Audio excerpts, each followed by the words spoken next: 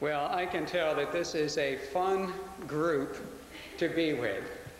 A group with a good sense of humor, which is very valuable to have, especially in talking about a subject like this. I would want to prepare you ahead of time to, I believe in your packets, you all have a handout scripture text relating to homosexual practice. I will refer to that from time to time, so that's just to give you a little advance notice.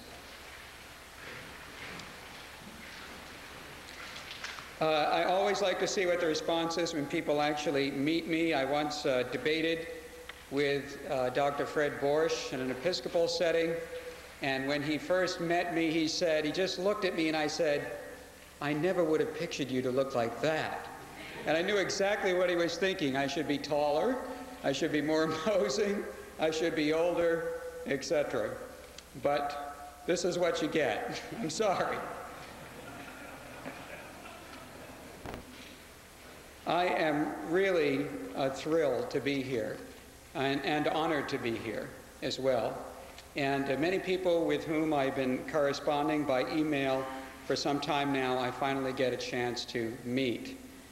People who I consider already good friends, dear brothers and sisters in the faith. But first, on to more important thing. Did anyone ever did you see the World Series thing last night? Anybody watch that?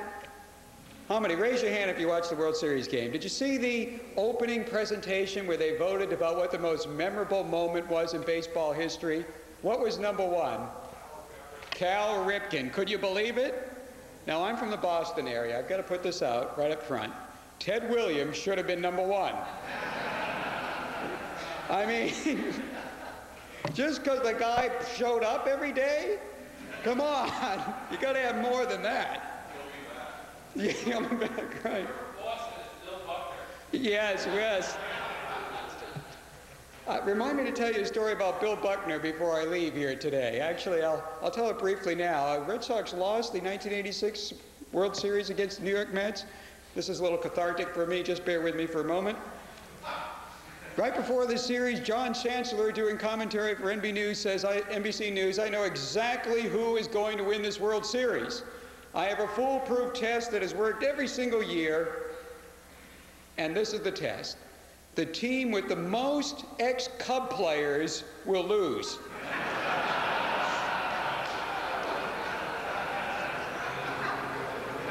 You see, the Cubs stand no chance of actually making it to the World Series, so they just farm out their players to various teams to make them lose. And this year, he said, there's only one team with an ex-Cub player. It's Boston, and it's Bill Buckner. So there you go. That was before the series started. Well, as I said, you have to have somewhat of a sense of humor with this issue. I do, starting with my publisher. My publisher has yet to actually advertise the book outside. They think it goes in the catalog. It's advertising. I consider advertising beyond something a little bit beyond that. I should qualify that. They did actually advertise the book twice in the annual Society of Biblical Literature Program Guide, and this is how they advertised it. Gagnon has written a critical but ultimately conservative book in which he aligns himself with the ancient cosmological worldview of strict gender roles. This is my marketing department.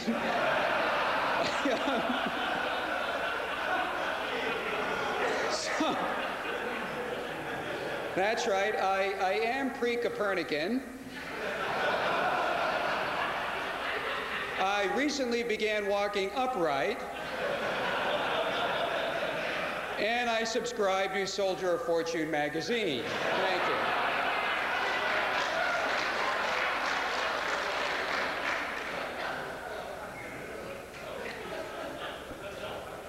Well, if that could be topped, it was. A dear friend of mine, on his own initiative, sent a copy of this promotion over to First Things with Richard John Newhouse.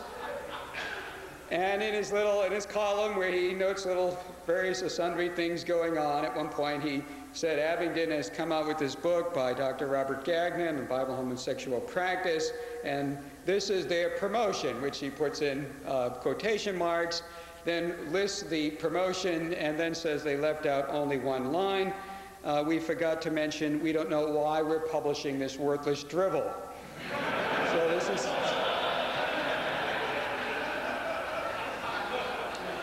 I very much resonate with what Fred has talked about in terms of the kinds of experiences that one has. I've already had a few experiences within Lutheran synods on this issue, one of which you perhaps have heard about in a recent forum newsletter.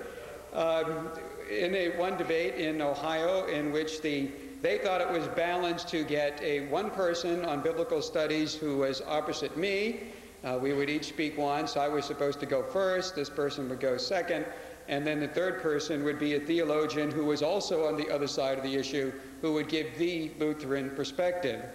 That was a little imbalanced, and then went subsequently to another Lutheran synod. I won't reveal which one this was, in which I was, after speaking opposite David Fredrickson, was then part of a panel discussion that was supposed to be balanced. And apparently what they meant by balanced is one more person on my side of things, 5 more for their side of things.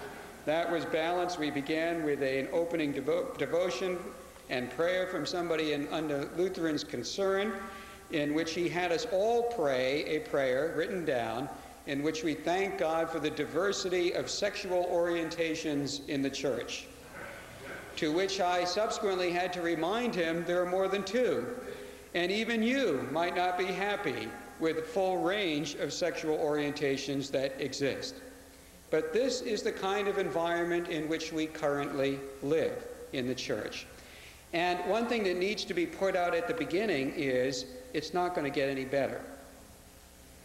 Not without your active intervention in the church. I know that many of you are tired of this debate. Believe it or not, I did not grow up with the intention of writing a 500-page book on this subject. If I did, I should have my head examined. The Lord, in his infinite sovereign wisdom, realized that I should only disclose so much information about what God wanted me to do. I hope. I mean, I could always be wrong about what God wanted me to do, but I try to respond as I think appropriate. And initially, I thought I would just write an article.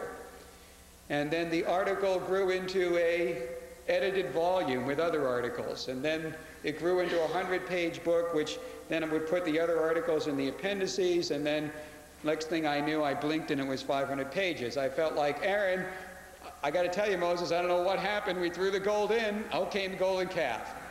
I don't know how that happened. Just sort of like that. I felt partly like that, partly like, I don't know if you've ever seen the Laurel and Hardy film where they're requested to go on they're in a line of Foreign Legion people, and they say, you know, anyone who would like to go on this dangerous mission now, you probably won't come back alive, so on and so forth, take one step forward. And of course, you know, everyone else takes a step backward, but our dear boys. And of course, Laurel then starts his famous crying scene. That's what I sometimes feel like in this process. Nobody else or few others seem to be doing much of anything. And why is that, I ask myself? Because I think this is probably the critical issue for our time. Now, that is not to say that sexuality is more important than things, for example, like Christology and the like, but it's to say that few people will make a frontal assault on the Church of Christology. The assault on Scripture will be made through an attack on the flank, and it'll be something like sexuality that's intended to turn the entire flank. And if you do not do something about it now, it's going to be that much harder, in fact, impossible for your children. Ultimately, I believe here what we are doing is fighting for our children.